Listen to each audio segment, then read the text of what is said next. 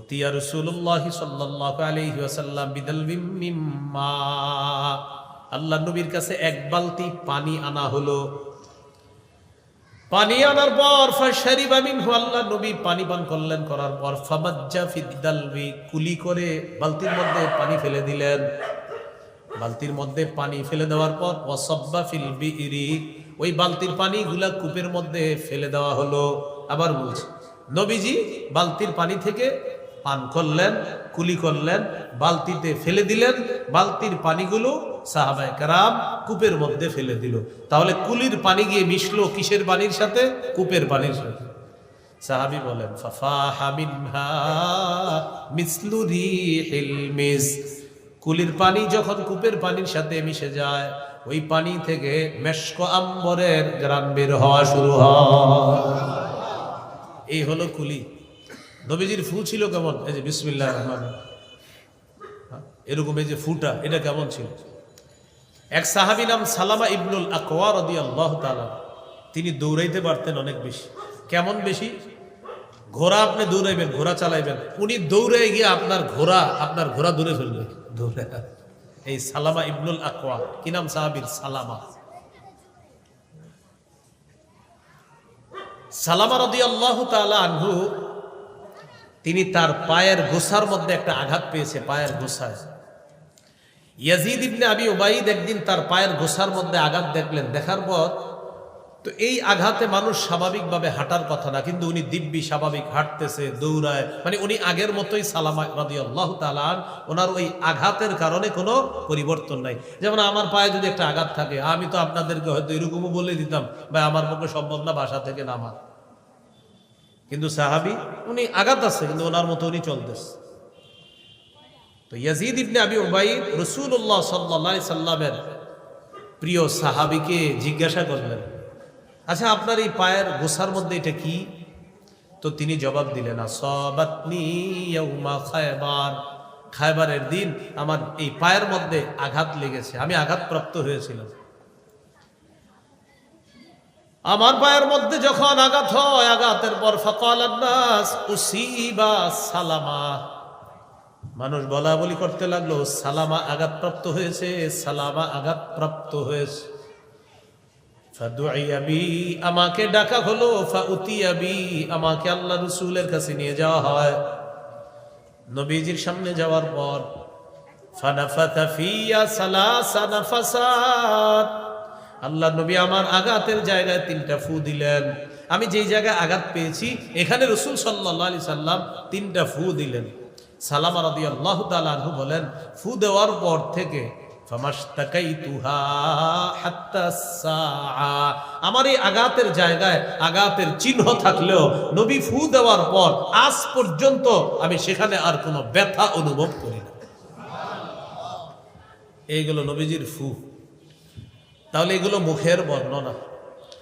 রাসূল সাল্লাল্লাহু আলাইহি সাল্লামের এই গলাটা ছিল কেমন? গলা একটা রূপার প্লেটের মধ্যে যদি মণি মুক্তা সাজায় রাখেন, সৌন্দর্য কমবে না বাড়বে?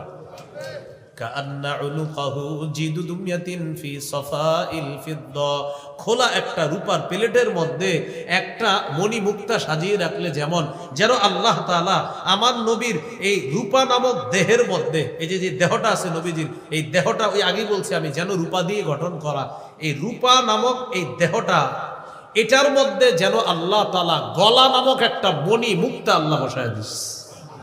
তাহলে গলাটা ছিল কেমন? কান্না উনুকাহু, যেন নবীর গলাটা জিদু দুমিয়াতিন ফি সাফাইল ফিদ্দা, খোলা একটা রূপার প্লেটের মধ্যে একটা মণিমুক্তা যেমন সাজানো, যেন আল্লাহ তাআলা রূপার একটা দেহের মধ্যে একটা মণিমুক্তা নামক গলা আল্লাহ সাজিয়ে বসায় দিয়েছেন। এটা ছিল গলা। আর গলার নিচে কেমন ছিল? রাআইতুল খাতামা ইনদা কাতিফিহি, নবীজির এই কাঁধ মোবারকের এখানে মোহর দেখেছি, মোহরে নবুয়ত।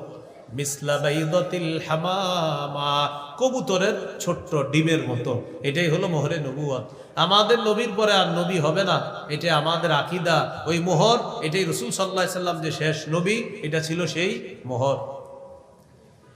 সূরা আহজাবের 40 নম্বর আয়াতে আছে, মা কানা মুহাম্মাদুন আবা আহাদিম মির রিজালিকুম ওয়ালাকির রাসূলুল্লাহ ওয়া খাতামান নাবিয়্যিন, মুহাম্মদ সাল্লাল্লাহু আলাইহি সাল্লাম তোমাদের কোন সাবালক পুরুষের পিতা নন, তিনি আল্লাহর রাসূল, তিনি শেষ নবী। তিরমিজির বর্ণনা 2272 নম্বর হাদিস, ক্বালা রাসূলুল্লাহ সাল্লাল্লাহু আলাইহি ওয়াসাল্লাম ইন্নার রিসালাতা ওয়ান নুবুওয়াতা ক্বাদ ইনকাতাআত ফালা রাসূলা বা'দি ওয়ালা নাবিয়্যা। নবীজি বলেন রিসালাত এবং নবুয়তের দরজা বন্ধ হয়ে গেছে, আমার পরে আর কোনো নবী হবে না, রাসূল হবে না। ওয়ালাকিনিল মুবাশশিরাত, তবে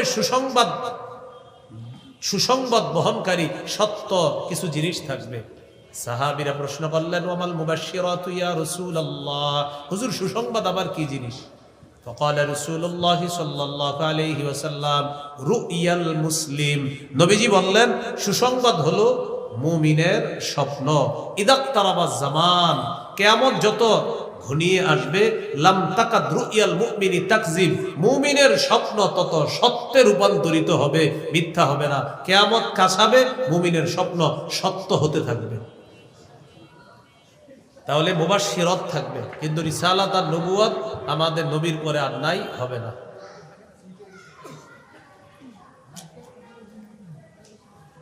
তাহলে রাসূল সাল্লাল্লাহু আলাইহি সাল্লাম শেষ নবী, নবীজির পরে আর নবী নাই, নবী হবে না। এটাই দেখছেন এই কাদের কাছে মোহরে নবুয়ত। আমাদের আকীদাও এটাই, আমাদের নবীর পরে কি আর নবী হবে? কেউ যদি মনে করে যে ব্যাখ্যা সাপেক্ষে আমাদের নবীর পরে নবী হতে পারে, কি সাপেক্ষে? কেউ যদি এরকম আকীদা লালন করে সে কাফের, তার অনুসারীরা কাফের। কোন মুসলমানদের মধ্যে মুনাফিক রূপী শয়তান যদি তাদের সমর্থন করে, তারাও কাফের। ব্যাখ্যা, কোনো ব্যাখ্যা ট্যাখ্যা নাই। মুহাম্মদ সাল্লাল্লাহু আলাইহি ওয়াসাল্লাম শেষ নবী, এখানে ব্যাখ্যার সুযোগ নেই।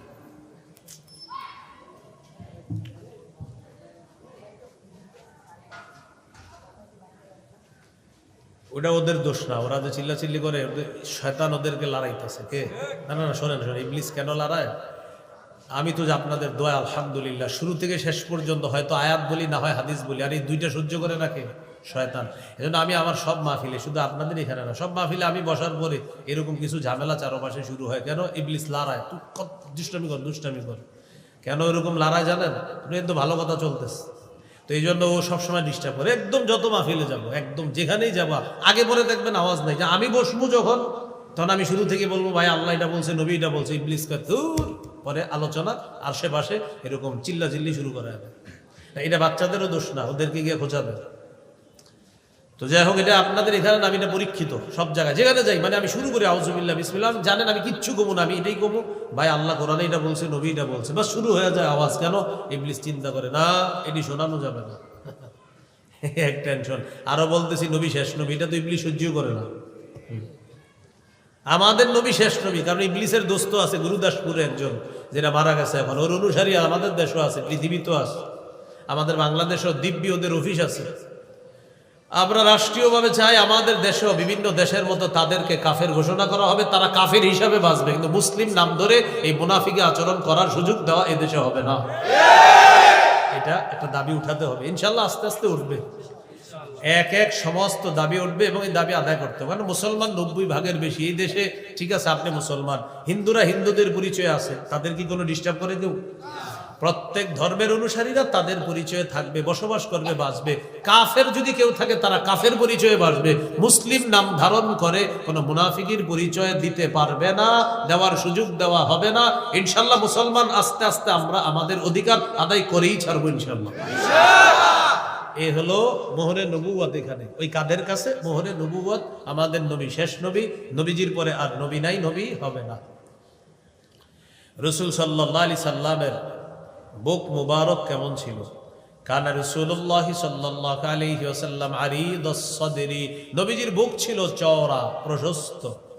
দাকিকাল মাসরুবা, বুক থেকে নাভি পর্যন্ত একটা পশমের চিকন সরু রেখা, একদম চিকন পাতলা একটা আপনার পশমের রেখা, বুক থেকে নাভি পর্যন্ত, যেন কোনো শৈল্পিক সৌন্দর্য আল্লাহ তাআলা আমার হাবিবের বুক থেকে নাভি পর্যন্ত আল্লাহ বসায় দিয়েছে।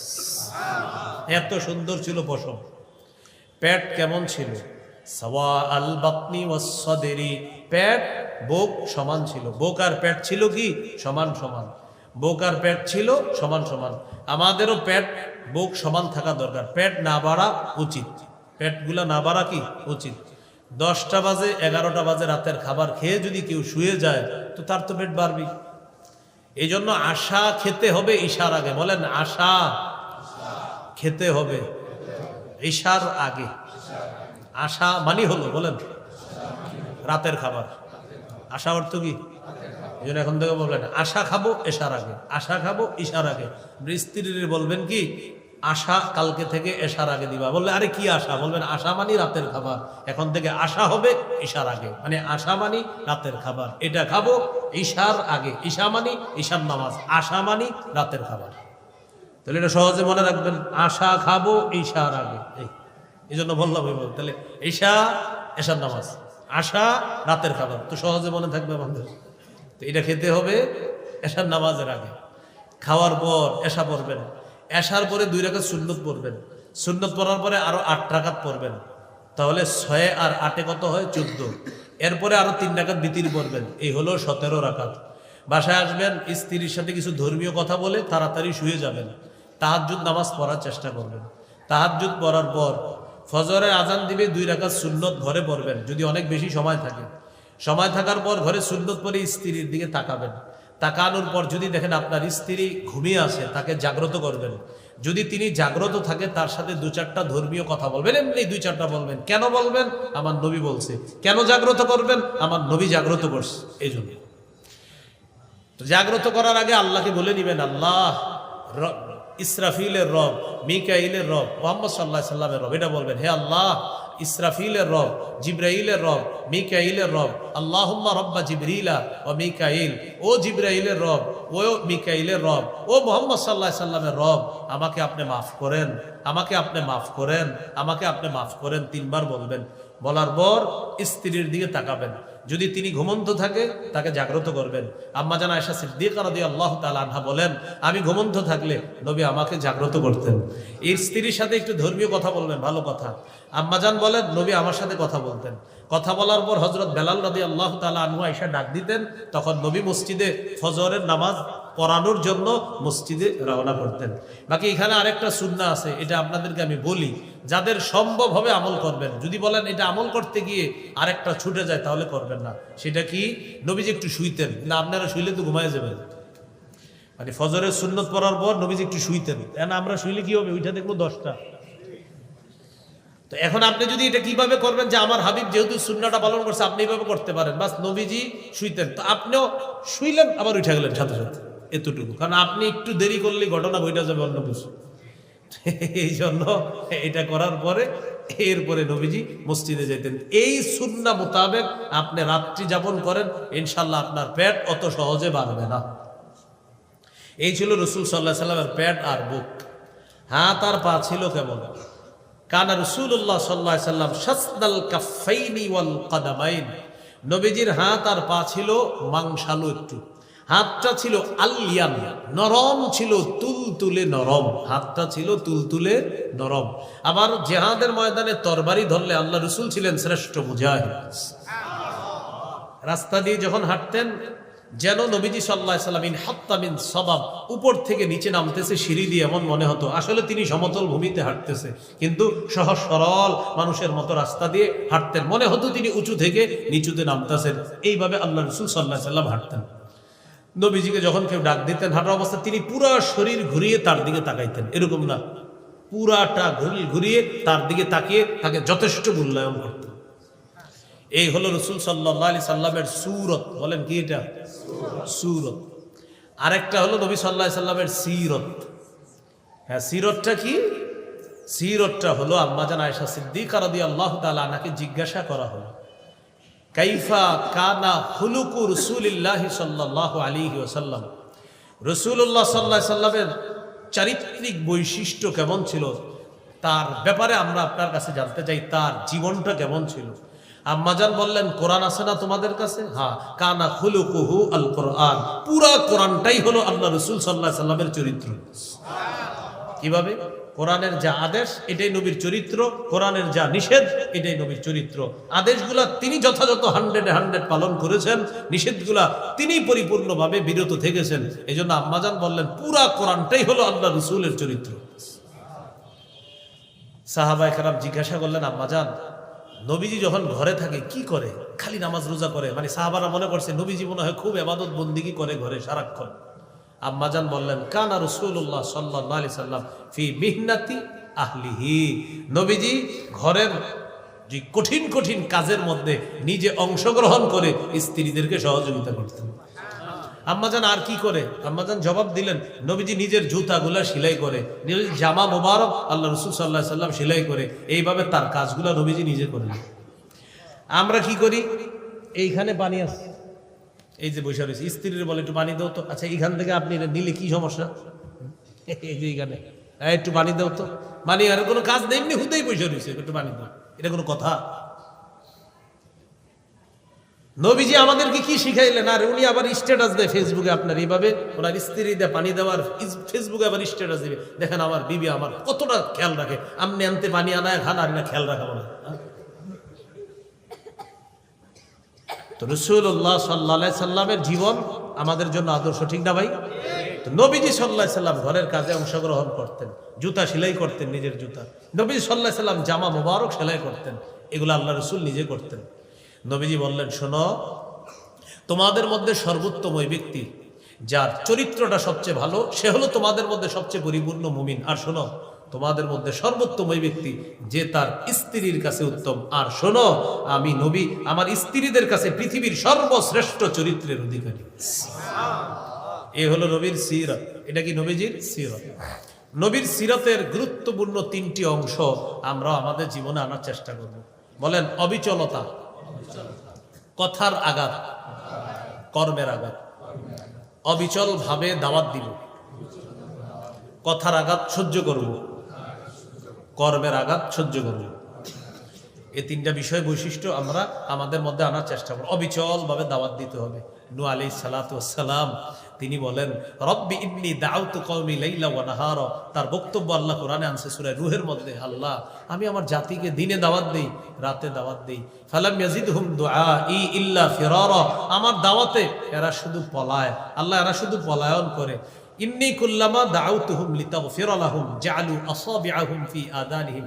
আল্লাহ আমি যখনই তাদেরকে দাওয়াত দিয়েছি আপনি যেন মাফ করেন, তারা তাদের কানে আঙ্গুল ঢুকাইছে যেন আমার কথা তাদের কানে না যায়। এইভাবে নূহ নবী অবিচল ভাবে দাওয়াত দিয়েছেন। কয় বছর? 950 বছর।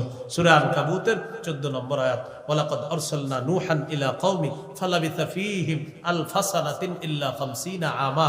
আমি নূহকে তার জাতির মাঝে প্রেরণ করলাম, তিনি তাদের মাঝে ছিলেন 50 বছর কম, 1000 বছর, মানে 950 বছর তাদেরকে তিনি দাওয়াত দিলেন। রাসূল সাল্লাল্লাহু আলাইহি সাল্লামের জীবনের অন্যতম 4টি কাজ, মিশন নিয়ে আল্লাহ পাঠিয়েছিলেন। সেই মিশনগুলো হলো, 1 নাম্বার তেলাওয়াতুল কোরআন, কোরআন তেলাওয়াত করা। 2 নাম্বার এই তেলাওয়াতুল কোরআনটা অন্যকে শিক্ষা দেওয়া। 4 নাম্বার এই কোরআনের ব্যাখ্যা সাহাবায়ে কেরামকে শিক্ষা দেওয়া। আর 4 নাম্বার ছিল আপনার আত্মশুদ্ধি করা। এটা হলো সূরা বাকারা। ইব্রাহিম নবীর দোয়া ছিল এই 4টা, আল্লাহ এমন এক নবী পাঠান যেই নবী কোরআন তেলাওয়াত করবে। 2 নাম্বার জাতিকে কোরআন শিক্ষা দিবে। 3 নাম্বার হাদিস শিক্ষা দিবে, মানে কোরআনের ব্যাখ্যা। 4 নাম্বার আত্মশুদ্ধি করবে। আল্লাহ দোয়াটা কবুল করছে, তবে সিরিয়ালটা একটু অন্যভাবে। আল্লাহ বলে দিলেন, ইব্রাহিম নবী আপনার দোয়া আমি কবুল করলাম, তবে সিরিয়ালটা এইভাবে। আল্লাহ নবীকে আল্লাহ পাঠাইলেন, তিনি 1 নাম্বার কোরআন তেলাওয়াত করবে, 2 নাম্বার তিনি আত্মশুদ্ধি করবে। ইব্রাহিম নবী দোয়ার মধ্যে 4 নাম্বারে বলছিলেন আত্মশুদ্ধি, আল্লাহ বললেন না, 2 নাম্বারে আত্মশুদ্ধি। আত্মশুদ্ধি করার পর 3 নাম্বার তিনি জাতিকে কোরআন শিখাবে, 4 নাম্বার কোরআনের ব্যাখ্যা শিখাবে। 2 নাম্বার আত্মশুদ্ধি কেন? কোরআন রাখতে হলে আত্মাটা সাফ করতে হবে, তাই নবী দ্বিতীয় কাজটাই করবে, জাতির আত্মা সাফ করার কাজ করবে। তাই সাহাবায়ে কেরামের আত্মাটা আগে সাফ করতে হবে, তাসকিয়াতুন নফস, আত্মা পরিশুদ্ধ করতে হবে, এরপর কোরআনটা সেখানে রাখতে হবে।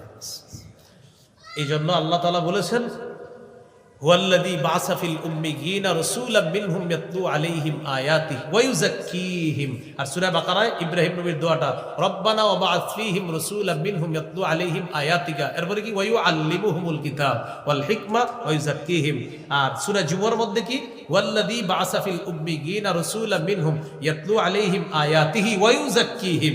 সূরা বাকারায় 4 নম্বরে ওয়া ইউযাক্কিহিম, সূরা জুমার মধ্যে 2 নম্বরে ওয়া ইউযাক্কিহিম। সূরা আলী ইমরানেও আছে।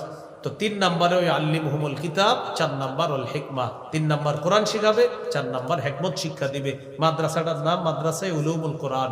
এখানেও কোরআনের ইলম চর্চা করা হয়, শিক্ষা দেওয়া হয়। এই শিক্ষা, এটা আল্লাহ রাসূলের জীবনের সিরাত। বলেন এটা কি? সিরাত। নবীজি সাল্লাল্লাহু আলাইহি সাল্লামের সিরাত। কোরআন শিখা, কোরআন শিখানো। এইজন্য হাদিসের মধ্যে আসছে, তিরমিজির 2909 2910 2 হাদিসের মধ্যে আসছে। এক হাদিসে আসছে, মান ক্বারা হারফাম মিন কিতাবিল্লাহ ফালাহু বিহি হাসানা। কোরআনের একটা অক্ষর বললে তার আমলনামায় নেকি হয়। ওয়াল হাসানাতু বিআশরি আমসালিহা, এক নেকি মানে হলো 10টায় রূপান্তরিত করে আল্লাহ। একটা অক্ষরে 10 নেকি হবে। পরের হাদিসে বলছে, খায়রুকুম মান তাআল্লামাল কুরআনা ওয়া আল্লামা। তোমাদের মধ্যে শ্রেষ্ঠ ওই ব্যক্তি যে কোরআন শিখে অন্যকে শিখায়। আমরা এই মাদ্রাসার প্রতি খেয়াল রাখবো, মাদ্রাসার জন্য আমরা দোয়া করব। আজকে 5 জন হাফেজের জন্য আল্লাহ তাআলা আব্দুল্লাহ ইবনে মাসউদ, আব্দুল্লাহ ইবনে আব্বাস রাদিয়াল্লাহু আনহুমা, তাদের মতো বড় মুফাসসির, মুহাদ্দিস, হক্কানি, রব্বানি আলেম হিসাবে আল্লাহ কবুল করেন। সুবহানাল্লাহি ওয়া বিহামদিহি, সুবহানাকাল্লাহুম্মা ওয়া বিহামদিক, আশহাদু আল্লা ইলাহা ইল্লা আনতা, আস্তাগফিরুকা ওয়া আতুবু ইলাইক।